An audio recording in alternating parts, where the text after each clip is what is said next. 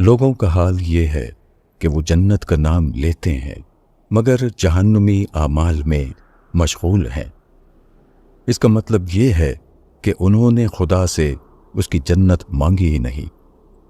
اگر وہ خدا سے جنت مانگتے تو یہ ممکن نہ تھا کہ وہ لوگوں کو ایسے راستوں میں چلنے دے جو انہیں جہنم کی طرف لے جانے والے ہیں۔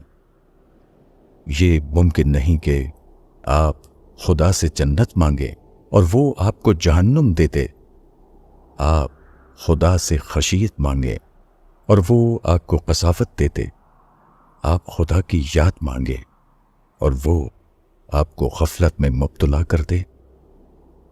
آپ آخرت کی تڑپ مانگیں اور وہ آپ کو دنیا کی محبت میں ڈال دے۔ آپ کیفیت سے بھری ہوئی دینداری مانگیں اور وہ آپ کو بے روح دینداری میں پڑا رہنے دے۔ آپ حق پرستی مانگیں اور وہ آپ کو شخصیت پرستی کی کوٹری میں بند کر دے۔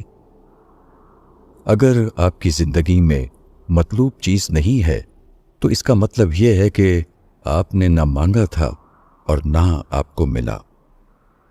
جو مانگے وہ کبھی محروم نہیں رہ سکتا۔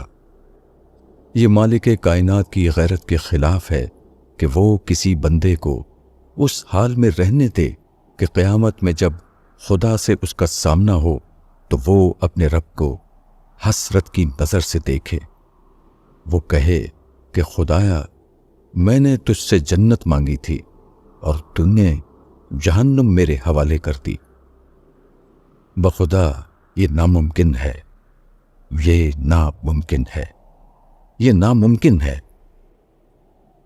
کائنات کا مالک تو ہر صبح و شام اپنے سارے خزانوں کے ساتھ آپ کے قریب آ کر آواز دیتا ہے کہ کون ہے جو مجھ سے مانگے تاکہ میں اسے دوں۔